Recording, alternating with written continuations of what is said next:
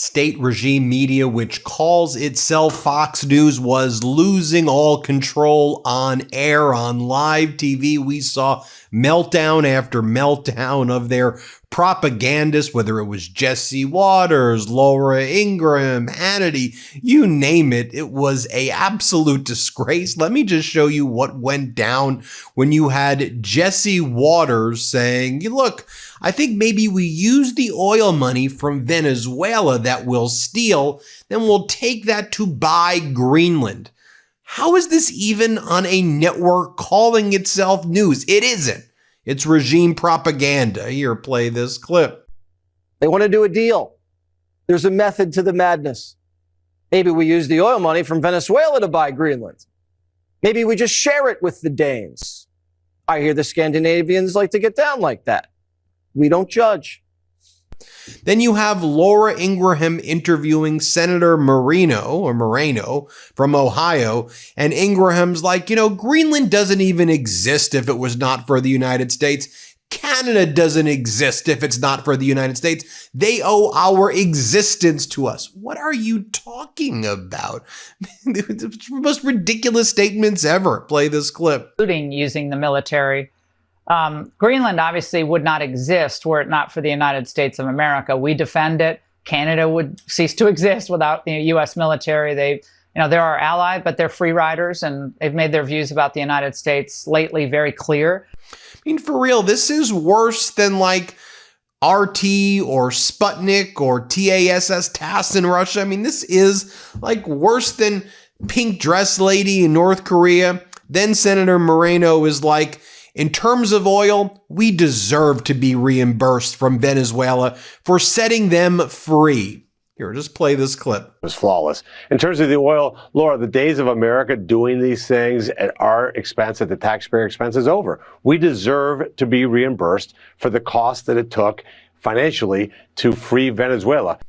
Setting them free, we just put in another Maduro stooge who many believe is even more repressive than Maduro is. How do you mean set them free?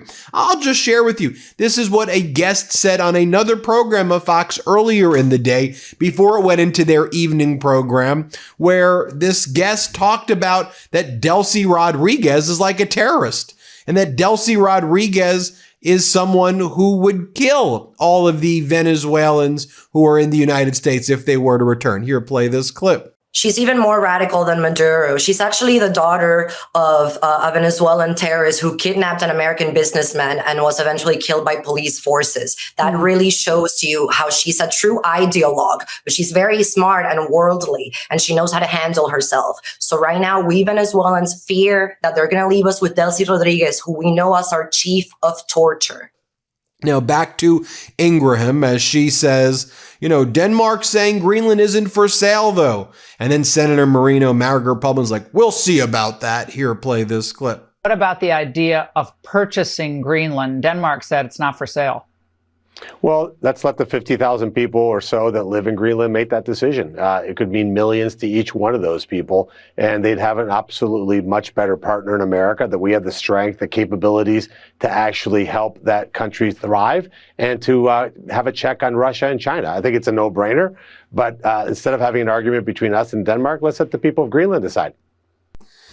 And by the way, while all of this was going on, even Megyn Kelly, who used to be a host for 20 years on state regime media propaganda, she now has her own podcast. Megyn Kelly's like, yeah, this is like Megyn Kelly's using my language and referring to it as regime propaganda media. Here, play this clip. When I was at Fox News, which was a long time, 14 years, I would have known exactly what to do in the wake of Trump's attack in Venezuela, his retrieval, shall we say, to put it in mild terms, of Nicolas Maduro. I would have known that I was supposed to cheerlead it. And I turned on Fox News yesterday, and I'm sorry, but it was like watching Russian propaganda. There was nothing skeptical. It was all rah-rah, cheerleading. Yes, let's go. And there was more of Jesse Waters saying, why are people mad that we're stealing the oil from Venezuela? What do you think our economy runs on? Solar panels? Of course we need to steal oil. Again, this is what they're putting on Fox on a regular basis. Here, play this clip. They are mad that we're taking the oil. What do you think this economy runs on? Solar panels? You think we're going to win the AI race with China with windmills? Did the Democrats even build any windmills in 4 years? Did the Democrats build anything? How about being proud to be an American? And then Jesse Waters goes on and talks about how this is about America building an empire, and we'll have our own cartel where we'll control 40% of the world oil. Play this clip. She might not break up with the cartels because the cartel kickbacks are what keeps the generals fat and happy, but she will hand us back our oil and the gold and the minerals for sure, because that's what we're going to need for AI.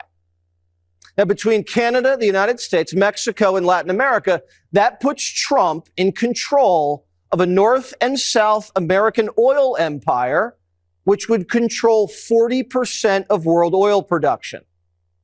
Kind of makes us the new OPEC.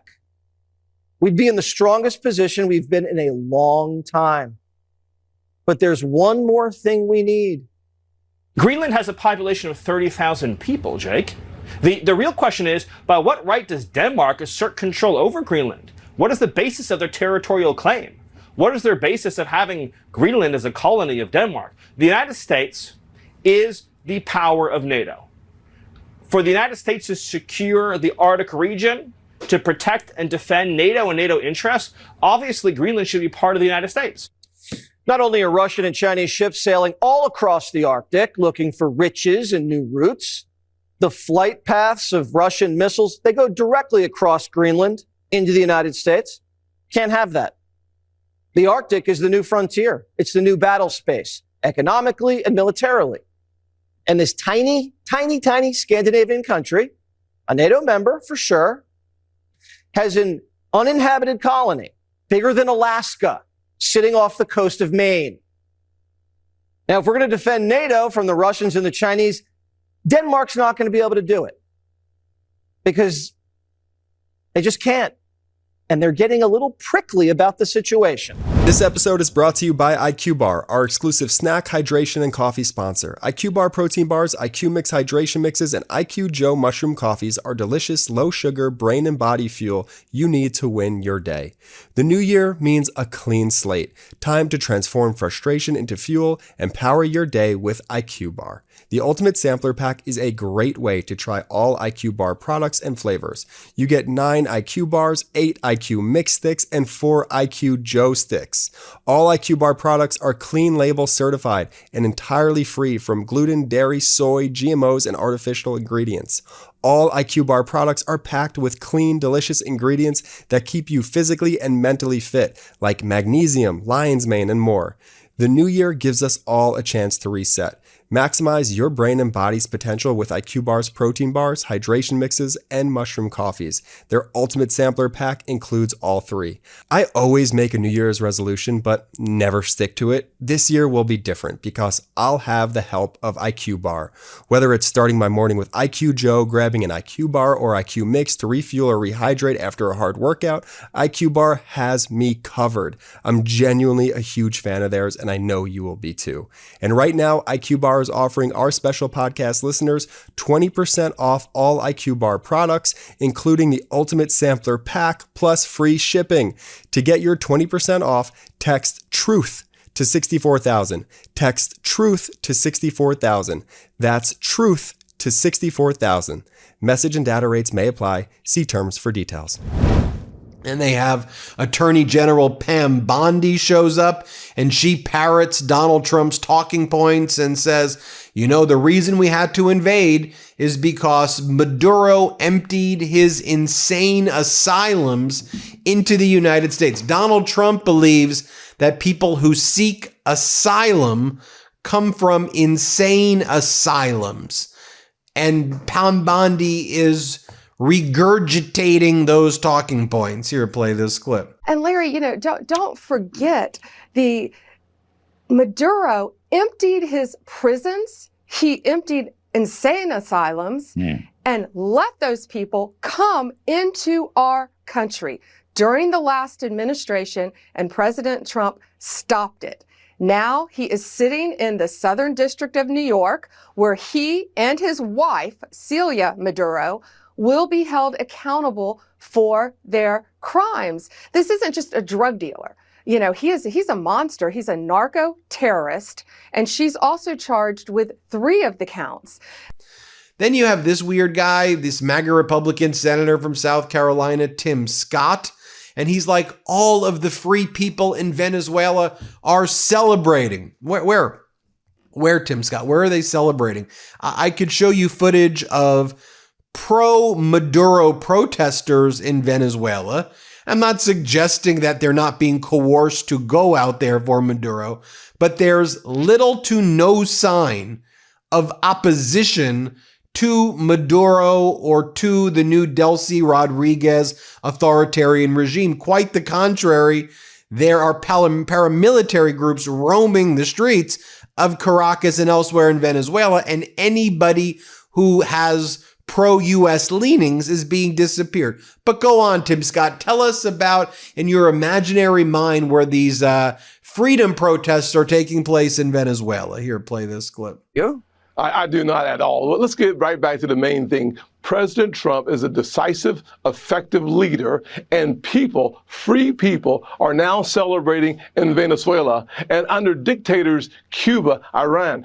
Listen, people smell freedom in the air, and they can thank Donald J. Trump, our president, number 47, for the freedom they can feel in the air. And that's why people are rising up in countries run by dictators. They now know there might be hope. Then Lindsey Graham's like, I'll tell you who's in charge of Venezuela. Donald J. Trump. Here, play this clip. Who's in charge of Venezuela? Donald J. Trump. Now, people from the regime, the old regime, are helping us. We don't want to put a bunch of troops on the ground. So we got people from the old regime helping us rebuild the country to transition to democratic elections. There will be regime change in Venezuela through the ballot box. But who's in charge of Venezuela? Donald J. Trump. If you defy him, if you're one of the holdovers and you try to undercut him, what happened to Maduro is going to happen to you. How embarrassing is that? How utterly embarrassing is that? Then you have Kristi Noem on Jesse Waters, and she did one of her cosplay operations in Minnesota yesterday where she dressed up and she played G.I. Jane. She's like, oh, look how strong I am. So utterly embarrassing. Jesse Waters like, are people thanking you? And she's like, yes. They are thanking me. For what? For sending Gestapo into states and attacking peaceful communities like a disgusting thug that you are? You are a disgusting thug, Kristi Noem. Here, play this clip. Are people thanking you when you're there? I mean, it seems like you're rounding up a lot of bad hombres, and it's kind of out in the open. Do people come up to you and just say, you know, we've been dealing this trouble for a long time. You know, we appreciate it? They do. The people that are on the streets. Then you have Lindsey Graham just basically, I don't know what he's doing here. I think he's getting aroused saying that Donald Trump is the greatest president of his lifetime. Play this clip. The dictator, the thug, is in jail in New York. Donald J. Trump, in my view, is the greatest president of all time. He is cutting your taxes. He's cutting spending. Every narco-terrorist, drug dealer, drug leader is on the run. I mean, this guy, Lindsey Graham's a weird dude. Like, whatever Lindsey Graham is struggling with in his personal and private life, like, it's all good, Lindsey. Be whoever you want to be. Like, that's the thing. Like, just go and be, like, why are you turning into this, like, weird, I'm gonna go and we're gonna kill you? We get it. Lindsey, listen. We get it. Okay, Lindsey, we understand what's going on here. Okay. Then Lindsey Graham's like, and then we're going for Cuba. Play this clip. And Venezuela, both of them are in a box. It's just a matter of time, and I mean a short time, to the communist dictatorship in Cuba that has oppressed their people since the mid-50s falls to be replaced with a democracy friendly to the United States. Cuba will be the Singapore of the region. To the people of Cuba, help is on the way. He goes, then we're going for Iran. Here, play this clip. Change is coming to Iran. It'll be the biggest change in the history of the Mideast to get rid of this Nazi regime. To the people of Iran, help is on the way. And then finally, you have Dr. Oz saying that the American Pediatric Association, the American Association of Pediatrics, he calls it a captured organization with no credibility because the American Association of Pediatrics is coming out against the Trump regime's removal of the key vaccine recommendations. So Trump and RFK have removed the list of most of the vaccine recommendations and substituted with RFK Jr.'s conspiracies. And now they attack the American Association of Pediatrics. Here, play this clip. Essentially saying that you're killing public trust in public health by doing this without consulting the experts in the field. They weren't consulted, and they're basically saying, you know, it's just implying that this entire thing is political. The American Association of Pediatrics is a captured organization, and we don't believe they actually even represent half the pediatrician community anymore, who are out there saying, what are you guys doing? What are you talking about? Our challenge is to protect our children, not to be a political lobbying group or to launch grenades when folks get to the root causes of why so many Americans don't trust the system anymore. Let's agree that not all vaccines are equal. Not all kids require the same access to those vaccines because we're all different. Some kids are high risk will want more vaccines. Give the mothers the choice. No one loves your child as much as you do. Even your pediatrician, or more importantly, the American Association of Pediatrics, doesn't love your child as much as you do. We give you the authority to decide with your doctor what's best for your child, and I will pay for it as the director of CMS per the president's instructions. There's going to be an access to all these vaccines. It's up to you to choose what you desire. Get them all if you want. Get just the ones we think are essential if you desire. The choice is yours. Yeah. There you have it, folks. Let me know what you think. Hit subscribe. Let's get to 6 million. We appreciate you so much. Thanks for watching. Be sure to add the MeidasTouch podcast on Apple Podcasts, Spotify, or wherever you get your podcasts for new updates every single day.